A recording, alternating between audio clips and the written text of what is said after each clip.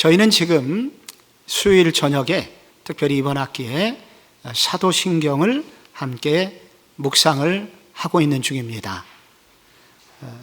전능하사 천지를 만드신 하나님 아버지를 내가 믿사오며 부터 시작하여서 이제 사도신경이 시작이 되는데, 이 사도신경에 나오는 내용을 한 12가지 정도로 요약을 할 수가 있습니다. 그런데 그 12가지 내용의 주제들을 소위 우리가 알고 있는 교의 신학과 연결을 지을 수가 있습니다. 그러니까 12가지의 주제들은 전부 다 우리가 기본적으로 배우고 있는 교리들하고 다 연결이 되어 있습니다. 예를 들자면 전능하사 천지를 만드신 하나님 아버지를 내가 믿사오며, 요거 하나님에 관한 거잖아요. 그래서 요거를 신론이라고 그렇게 부릅니다. 그 외아들 우리 주 예수 그리스도를 믿사오며 시작해서 심판하러 오시리라, 요 부분은 이제 거의 7가지 항목에 대해서 예수 그리스도에 대해서 나옵니다. 예수 그리스도에 관한 교의 신학을 기독론이라고 부릅니다. 우리가 기독교잖아요. 다시 한번 기독교는 어디로부터 나왔냐면, 기독이라는 한자를 우리나라 말로 읽음으로써 그래서 우리가 기독교가 된 겁니다. 그래서 이 기독이라는 것은 그리스도를 말하는 거예요. 그래서 그리스도론, 기독론이라고 합니다. 이제 성령을 믿사오며가 한 가지가 나와요. 당연히 성령론이라고 부르고요. 그 다음에 거룩한 공예와 성도가 서로 교통하는 것과, 이것은 교회에 관한 얘기입니다. 그래서 이 부분은 교회론이 다룹니다. 그 다음에 나오는 얘기가 죄를 사하여 주시는 것과가 나와요. 이 죄를 사하여 주시는 것과 하는 것을 교의 신학으로 연결한다면 소위 구원받는 것, 구원론, 혹은 구원받은 이후에 성도의 생활에 관한 부분을 다루는 것이 바로 죄를 사는 것과가 나옵니다. 그리고 몸이 다시 사는 것과 영원히 사는 것을 믿사옵나이다, 이거는 종말에 관한 얘기예요. 그래서 이게 종말론이라고 이렇게 부릅니다. 그러니까 삼위 하나님에 관하여 9가지가 나오고, 교회에 대해서 2가지를 다루고 있는데, 또 그리고 종말론에 대해서 또 이제 굳이 말하자면 또 2가지를 말하는데, 이 성도의 구원에 관해서, 구원받는 생활에 대해서, 구원받은 이후의 생활에 대해서, 구원과 구원받은 이후의 생활에 대해서 다루는 것은 이 사도신경에서 딱 한 번 나오는 겁니다. 그게 죄를 사하여 주시는 것과 라는 부분의 내용입니다. 그래서 성도가, 우리가 이 죄인된 우리가 구원받아 성도가 되는 것과, 성도가 된 이후에 천국 갈 때까지 우리가 살아가는 모든 삶, 이 기간을 구원받은과 구원받은 이후의 모든 성도의 삶에 관한 내용을 사도신경에서는 어디에 나오냐면 죄를 사하여 주시는 것과, 거기 딱 한 번 나온다는 거예요. 여러분 혹시 기독교 서점에 가보셨나요? 한번 가보시기 바랍니다. 근데 기독교 서점, 이제 큰 서점에 가면은, 기독교 서점에는 어떻게 되어 있냐면 구성이, 요즘은 이제 하도 그 인터넷으로 책 주문을 많이 하셔서 일반 서점이 많이 사라지고 있긴 하죠. 근데 이 기독교 서점에 가면 어떻게 되어 있냐면 신론, 그 다음에 기독론, 성령론, 교회론, 이렇게 쭉 가다가 그 다음에 굉장히 긴 길이가 뭐가 되어 있냐면 소위 말하는 성도의 생활에 관한 책들로 가득 차 있습니다. 여러분이 서점에 가면 하나님에 관하여, 성령님에 관하여, 예수 그리스도에 관하여, 교회에 대하여 이렇게 신학적인 책을 별로 찾지 않고 대부분의 서점에서 꽉꽉 채워져 있는 것은 무슨 내용이냐면, 예를 들면 신앙생활의 첫걸음, 유혹을 이기는 길은 무엇인가, 그리스도인의 가정생활, 그리스도인의 부부생활, 그리스도인의 육아법 등등에 관련된 우리의 신앙생활에 생활에 관한 것들이 책이 대부분이에요. 서점에 가면 우리의 신앙의 관심사들이 우리 예수 믿고 예수 믿은 이후에 우리가 어떻게 살아야 되는지에 대하여 우리는 이렇게나 많이 관심을 가지고 있거든요. 하나님에 대해서, 예수님에 대해서, 성령님에 대해서, 교회에 대해서는 이론적으로 그 정도 알면 됐다고 우리는 생각하고 나머지는 다 그리스도인의 생활에 관한 거예요.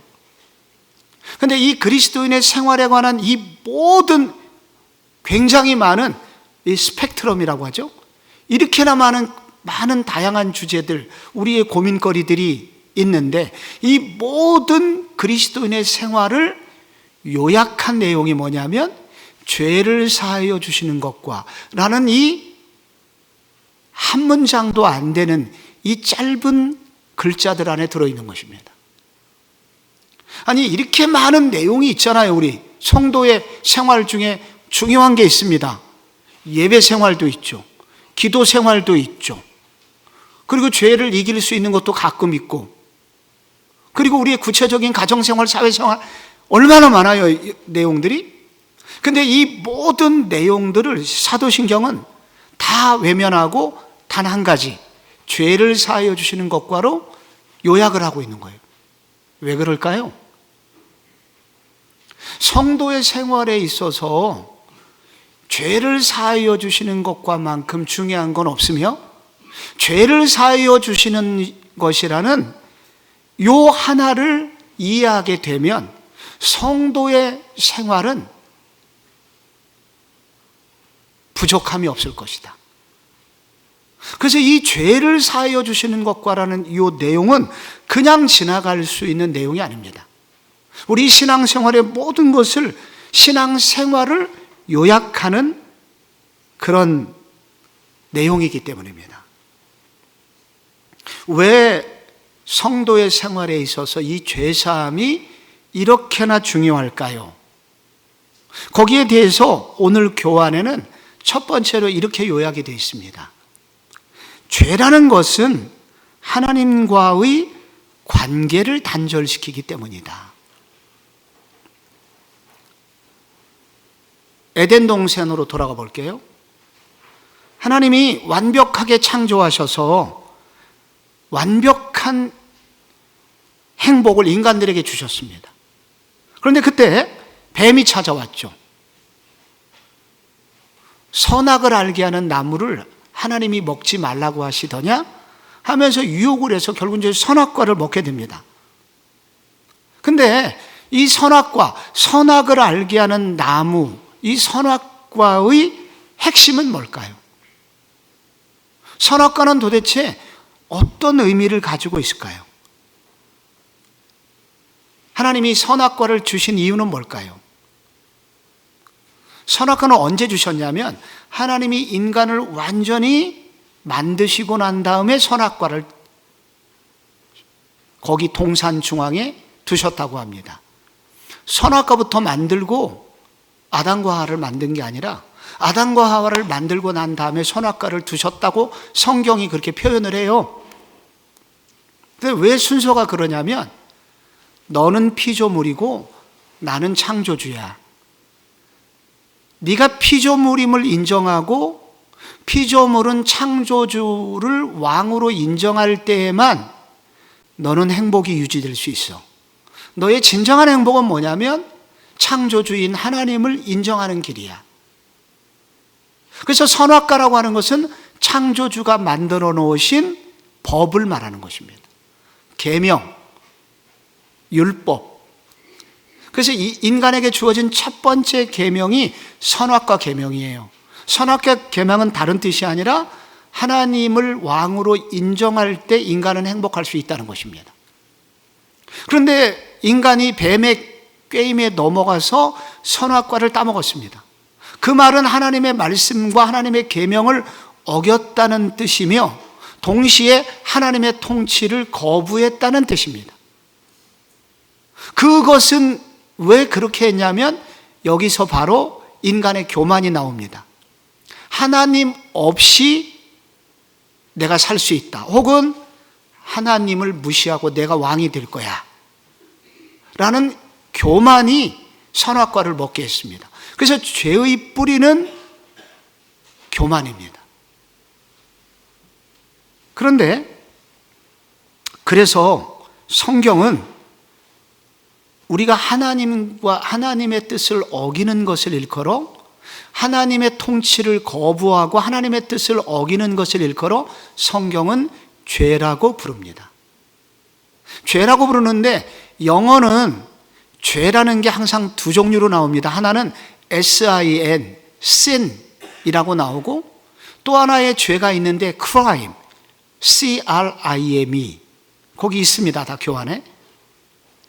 그런데 이 하나님의 뜻을 어긴 것, 하나님의 통치를 거부한 것을 일컬어서 sin, sin, 죄라고 부릅니다. 우리는 누구를 죽이거나 뭐 이렇게 해야 사기를 치거나 이렇게 해야 죄라고 그러는데 이런 인간들에게 짓는 죄를 일컬어서 죄라고 하긴 하는데 영어는 그것을 crime이라고 합니다. 성경에서 말하는 죄라고 하는 것은 하나님의 통치를 거부하고 그리고 하나님 없이 살아가는 것을 죄라고 말을 합니다. 원래 죄라고 하는 이 단어의 원래 뜻은 관역에서 빗나가는 것이다 라는 뜻을 갖고 있는데 이것은 뭐냐면 내가 충분히 가까운 거리에서 관역 안에 화살을 충분히 쓸 수 있음에도 불구하고 고의적으로 화살을 비껴 쏘는 것, 이것을 죄라고 합니다.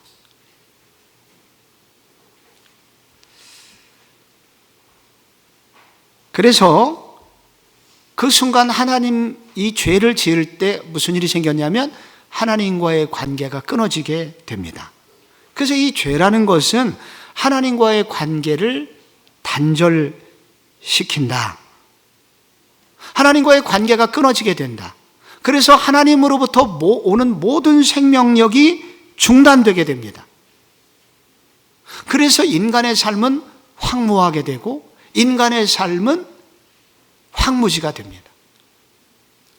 그래서 왜 죄가 중요하냐면 왜 신앙생활에서 죄를 이렇게나 다른 모든 생활 중에서 죄를 강조하냐면 이 죄라는 것이 들어올 때 죄 문제가 해결되자면 하나님의 그 풍성한 모든 것이 들어올 수 없기 때문에 관계가 끊어지는 것이기 때문에 그래서 이것이 본질이기 때문에 이것이 시작되어 모든 것이 진행되기 때문에 그래서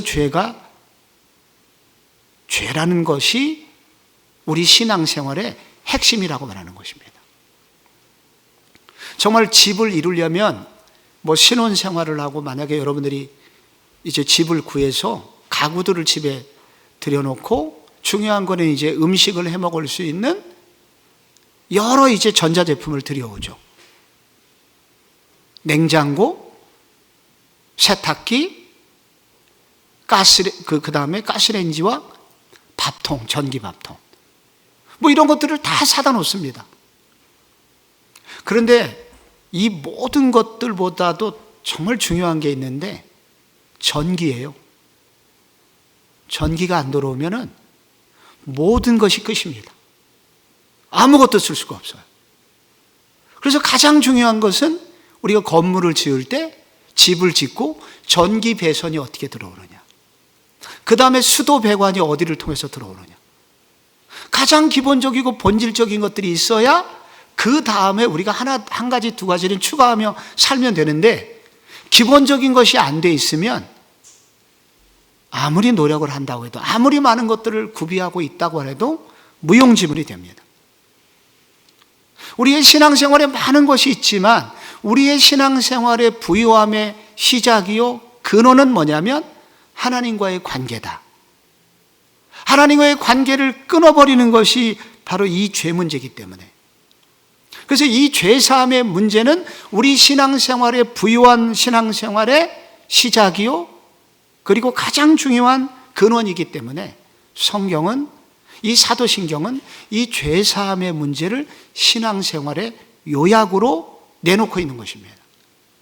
또 하나, 죄라는 것은 이 땅의 모든 비극의 원인이 되었기 때문이다 라고 할 수 있습니다. 이 죄가 이 땅에 들어옴으로 말미암아 우리 인간의 본성이 우선, 우리의 본성이 전적 타락하게 되었습니다. 그래서 창세기 6장 5절에도 여호와께서 사람의 죄악이 세상에 가득함과 그의 마음으로 생각하는 모든 계획이 항상 악할 뿐임을 보시고, 인간이 그 죄를 짓고 하나님과의 관계가 끊어지자 더 이상 하나님께 나아갈 어떤 선한 의지나 힘을 다 상실하게 되었다는 겁니다. 또 인간이 그렇게 전적 타락하게 되었을 뿐만 아니라 두 번째, 인간은 그 죄가 들어옴으로부터 생기게 된 현상이 있습니다. 죽음을 초래하게 되었습니다. 인간은 원래 영원히 살도록 창조되었습니다. 그런데 죄를 지은 이후에 인간은 죽음을 맞이하게 되었는데, 성경에서 죽음은 세 가지 죽음이 있습니다. 먼저 영적인 죽음이 있습니다. 이거 하나님과의 관계 단절이죠. 두 번째 죽음이 있습니다. 육체적인 죽음입니다. 그래서 아담도 영원히 살도록 만들어졌었는데 죄가 들어오고 난 다음에 930년 살다가 죽었습니다. 그 위에 모든 인간은 다 죽게 되어 있습니다. 그리고 그 죽음의 징조가 병입니다. 이 병이 이 세상에 생기게 된 것입니다. 또 셋째로 영사가 있습니다. 영원한 죽음. 죄의 결과로 최후의 심판을 받고 영원한 죽음에 이르게 되는 것이 생겼죠. 그래서 이런 전적 타락이 왔고 죽음의 문제가 이 땅에 왔습니다. 그것뿐만이 아닙니다. 그 다음에 또 생기게 된 게 뭐냐면 죄책감과 두려움 속에서 살게 되었습니다. 요즘 한국에서도 그렇고 미국 교회에서 목회하시는 분 이런 얘기가 있어요. 한 200명 모이는 교회인데 모든 교인들이 정신과 진료 예약을 해놓고 산다고 합니다. 전부 다 불안증 환자예요. 이렇게 불안이 많아요. 우리 속에 이런 죄책감, 두려움, 불안, 초조, 염려, 이게 이 시대에도 가득 차 있거든요. 이게 왜 생겼냐? 바로 아담의 선악과를 먹는 죄, 관계단절 이후에 생긴 인간의 그 죄를 짓고 난 그 결과들이라는 것입니다. 잠언 28장 1절 거기 소개했습니다. 악인은 쫓아오는 자가 없어서 도망하나 의인은 사자같이 담대하니라. 쫓아오는 자가 없어요. 그런데 두려워요. 염려가 있어요. 불안이 있어요. 이것이 바로 우리 속에 찾아온 그 결과 또 하나가 있는데, 모든 피조물들까지 다 저주를 받게 됩니다. 인간만 저주받게 된 게 아니에요. 그래서 이 땅의 피조물이 다 이제까지 함께 탄식하며 함께 고통을 겪고 있는 것을 우리가 아느니라. 자연 만물의 탄식, 남극의 펭귄들과 북극의 여러분 곰들이 눈물을 흘리고 있습니다. 빙하가 다 녹아가지고. 그래서 갈 곳을 잃어버리게 됐다는 것이죠. 그래서 여러분, 왜 성경이 지금 죄사함이 성도 생활의 중심이냐면, 바로 그 죄가 하나님과의 관계를 단절시키고 이 땅의 모든 비극, 그리고 우리 성도들이 갖는 모든 비극의 원인이 바로 이 죄에 달려있기 때문입니다. 그래서 이 죄 문제가 해결된다면 우리에게 반대로 모든 삶의 행복과 화평과 기쁨이 넘치게 되는 삶을 살 것이기 때문이다 라고 말할 수 있습니다. 여러분, 이 죄는 크게 성경에는 두 종류의 죄를 말하죠. 하나는 원죄라는 게 있고 두 번째는 자범죄라는 게 있습니다. 아담이 지은 죄가 우리 속에 그대로 이어져 내려오는 거예요. 하나님과의 관계가 단절된 상태로 모든 인류가 그런 죄를 가지고 태어납니다. 이게 원죄고, 자범죄는 우리가 날 때부터 스스로 짓는, 고의적으로 그 태어난 이후에 우리가 고의적으로 짓는 죄를 자범죄라고 합니다. 두 가지 죄가 있다 하는 것을 우리는 이미 알고 있기 때문에 이제 간략하게 넘어가려고 합니다. 오늘의 관심은 뭐냐면, 이와 같은 죄 문제를 우리는 그럼 어떻게 회복할 수가 있는가? 이런 죄 문제를 우리는 어떻게 해결할 수 있는가? 해결책이 중요합니다. 우리는 우선 어떻게 이 죄 문제를 해결할 수 있는가? 어떤 영웅도 이 죄 문제를 해결할 수 없었죠. 그런데 하나님께서 해결책을 하나 주셨는데, 그것이 바로 해결할 수 있는 방법을 주셨는데, 우선 구약 시대에는 대속죄의를 통해서 죄를 사함받는 길을 여셨습니다. 이스라엘 절기 중에 7월 10일 대속죄일이 있습니다. 이때 대제사장 앞으로 양 2마리, 혹은 구약시대에는 양과 염소가 특별히 구별되지 않고 양과 염소는 같은 양으로 취급이 됩니다. 양이든 염소든 이 2마리 양을 대제사장 앞에 끌고 옵니다. 그럼 이 대제사장이 그 2마리 양에게 우선 양을 제비를 뽑아요. 그래서 제비를 뽑아서 오른쪽 양과 왼쪽 양 이렇게 구분을 합니다. 오른쪽에 있는 양, 성경은 오른쪽과 왼쪽이라는 말은 나오지 않습니다. 제가 설명을 하자면 바로 한쪽에 있는, 구분을 하기 위해서 한쪽의 양, 제비를 먼저 뽑힌 양, 이 뽑힌 양은 잠시 후에 행동을 하고, 먼저 뽑힌 양의 이름을 아사셀 양 이렇게 부릅니다. 뽑히지 않은 양, 그 양을 먼저 칼로 찌릅니다. 피를 뽑습니다. 소반에 담습니다. 그래서 그 피를 가지고 지성소로 들어가게 됩니다. 그래서 지성소 안에 법궤 위에 있는 그 천사가 서로 마주보는 문양을 하고 있는 그 사이, 그걸 속죄소라고 하는데 거기다가 피를 뿌립니다. 그리고 하나님이 그 제사를 받으시면 이제 밖으로 나오게 되고, 나와서 두 번째 양을 광야로 보내게 됩니다. 근데 아까 제가 말씀드린 대로 이 두 양을 먼저 안수기도를 하죠. 안수기도를 하면서 우리 백성들의 모든 죄를 여기에 전가합니다. 그래서 하나는 그 속죄소에서 피를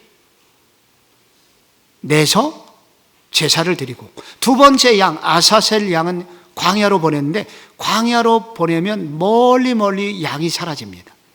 그런데 광야에서 대부분 이리들에게 찢겨 죽이든지 낭떠러지에서 떨어져서, 양은 눈이 어둡기 때문에 떨어져서 갈기갈기 찍혀가지고 바위에 찍혀가지고 배가 터지면서 죽게 됩니다. 그렇게 죽어요. 여기서 왜 대속죄일에 하나님은 2마리 양 혹은 2마리 염소를 이렇게 제물로 사용하셨는가? 그 이유는 우리가 죄를 짓게 되면 두 종류의 죄 때문에 괴로움을 받습니다. 먼저 죄를 지으면 먼저 처벌을 받아야 됩니다. 이것을 죄값이라고 그래요. 죄값을 받아야 됩니다. 그런데 이 죄값보다도 때로는 죄를 짓고 난 다음에 죄값을 안 받아도 더 두려운 게 있는데, 두 번째로 그게 뭘까요? 죄의 발각으로 인한 수치심입니다. 이게 너무 큰 거예요. 하나님께서는 2마리 양을 혹은 2마리 염소를 잡게 하신 것은, 그리고 안수기도를 한 것은 하나는 속죄소의 양은 우리의 죄값을 대신 받는 양의 의미로 그 속죄양을 잡았고, 또 하나의 양은 광야에 멀리 보내심으로써 죄의 발각으로 인해서 우리가 두려워 떨고 있는 우리의 수치심을, 그 양을 멀리 보낸다는 의미를 가지고 있어요. 그래서 이스라엘 백성들이 그 양이 시야에서 사라질 때 환호성을 지른다고 합니다. 그때 부르는 찬양이 아마도 내 죄 사함 받고서 예수를 한뒤 나의 모든 것 다 변했네 하면서 춤을 추면서 그날 대속죄일에 이제 절기가 시작이 되는 겁니다. 그런데 이것이 바로 구약의 우리의 죄를 사해 주시도록 하나님이 이스라엘 백성들에게 주신 죄사함의 방법이었습니다. 그런데 그들이 왜 그렇게 해야 되는지 오랫동안 알지 못했습니다. 그러다가 드디어 세례 요한의 시기에 이르러서 진짜 그 대속죄일의 2마리 양이 무엇을 의미하는지 알게 되었죠. 주일에도 들었듯이 세례 요한이 예수 그리스도를 향해서 보라, 세상 죄를 지고 가는 하나님의 어린 양이로다 라고 말씀해 주셨죠. 그래서 예수 그리스도는 바로 그 2마리 어린 양, 그 2마리 염소가 의미하는 이 모든 문제를 안고 우리의 죄값과 우리의 죄를 지음으로부터 나타나는 죄의 발각으로 인한 두려움이라는 이 2가지 죄의 짐을 지시고 어린 양이 되셔서 십자가에서 돌아가시게 되었던 것입니다. 그때 우리가 이런 의미를 알고 우리의 죄를 예수 그리스도에게 맡기고 회개하게 될 때, 그때 무슨 일이 생기느냐?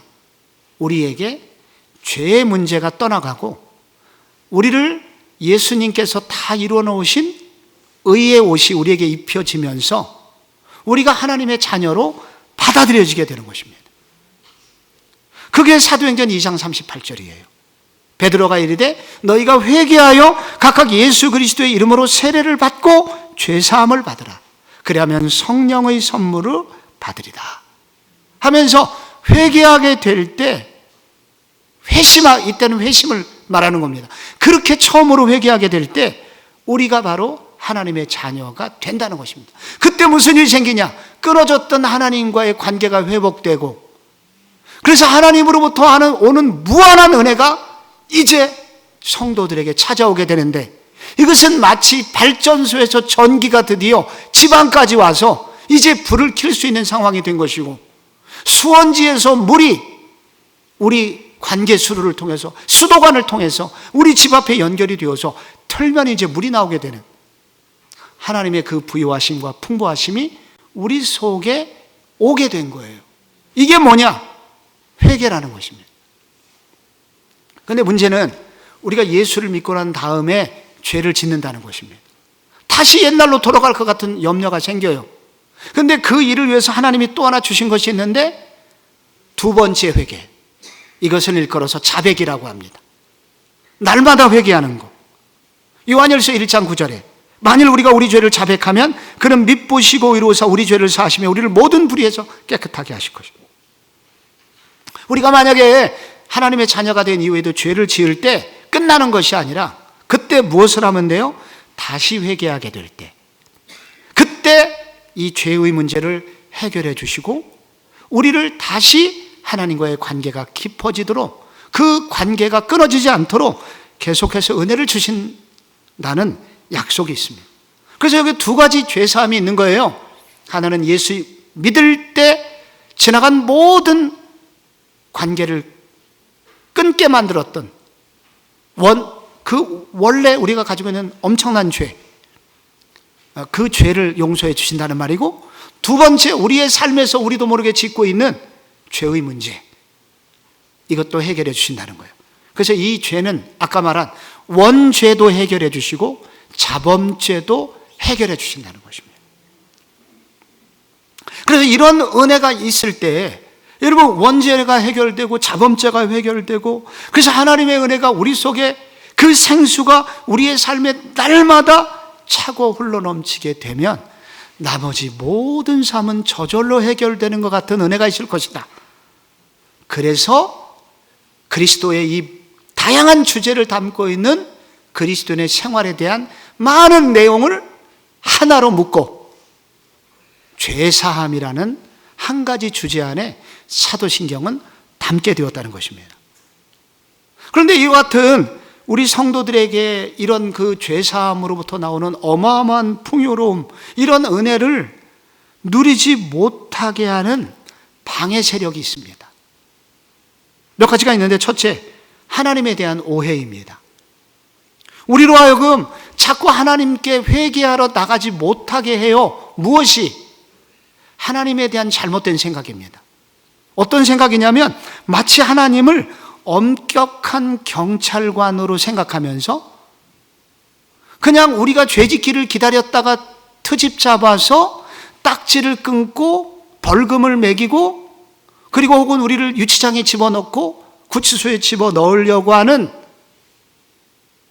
좋은 경찰도 많지만 그렇게 골목에서 기다리고 있다가 우리가 죄를 짓기를 마치 기다리고 있는 그런 나쁜 경찰관처럼 하나님을 생각하는 그 생각이 우리로 하여금 죄사함의 은혜를 누리지 못하게 합니다. 하나님을 꼬장꼬장한 검사로, 어떻게 하면 우리를 벌 줄까를 늘 연구하는 분으로, 그렇게 하나님을 생각하게 될 때, 그렇게 하나님을 오해하게 될 때 우리는 이 죄사함의 부요함을 누리지 못하게 돼요. 그런데 성경은 뭐라고 말하느냐? 출애굽기 34장 6절에 여호와라 여호와라, 그는 자비롭고 은혜롭고 노하기를 더디하고 인자와 진실이 많은 하나님이라. 하나님은 그런 분이 아니라 노하기를 더디하시고 인자와 진실이 많으신 분이다. 하나님에 대해서 오해하지 마라. 하나님은 우리가 하나님과의 그 관계, 하나님이 가지고 계신 그 풍부하심, 자비로우심과 은혜로우심과 인자하심과 진실하심의 이 풍성한 은혜를 모든 성도들이 누리기를 원하신다. 그것이 하나님의 마음이다 라고 이야기하고 있습니다. 또 하나는 아버지와 아들처럼 이 관계 회복을 기다리시는 하나님의 마음에 대한 오해 때문에 하나님께 나아가지 못한다고 할 수 있습니다. 우리가 자꾸 죄를 숨기는 이유는 하나님은 모르실 거야, 이런 생각을 하기 때문입니다. 하나님은 모르실 거야, 이건 당분간 나만 가지고 있어. 정말 얘기하는 순간 모르실 거야. 모르시니까 그냥 모른 체하고 그냥 넘어가자. 이게 하나님에 대한 오해입니다. 우리가 죄를 범하는 순간 하나님은 우리의 모든 죄를 알고 계십니다. 이미 알고 계세요. 그래서 죄를 고백하지 않고 하나님께 나아가지 않으면 우리만 괴로울 뿐입니다. 그래서 우리만 하나님과의 서먹한 관계를 오랫동안 가지게 돼서 하나님의 풍부함을 누리지 못하고 살게 됩니다.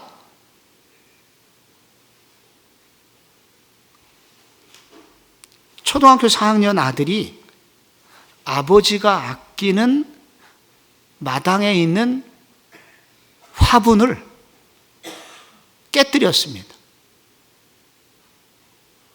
그 집 머슴이 그 광경을 목격했습니다.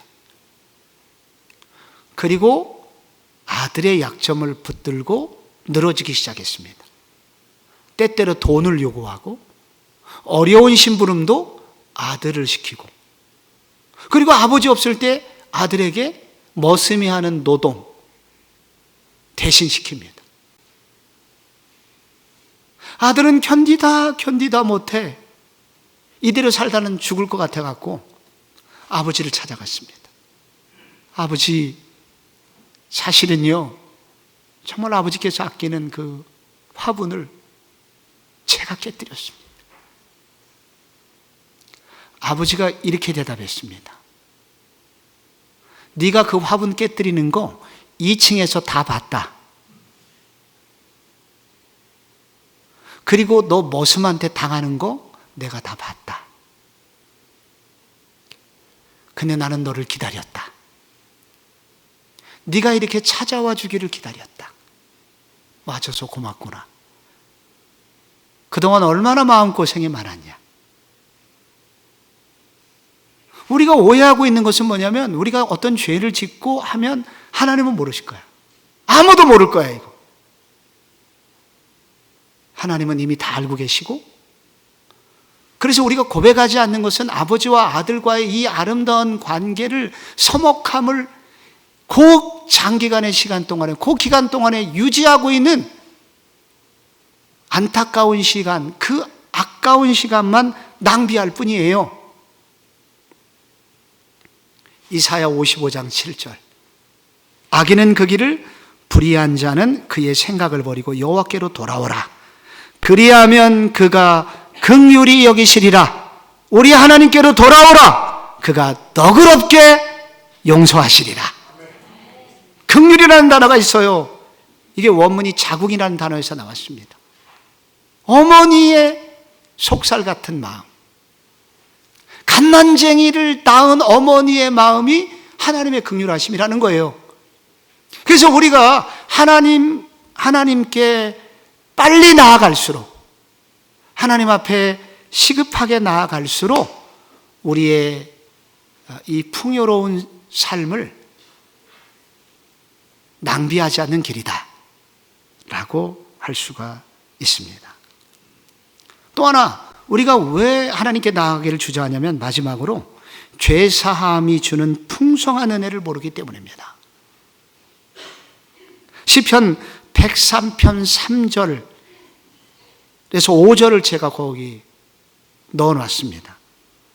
한번 같이 읽어볼까요? 시작.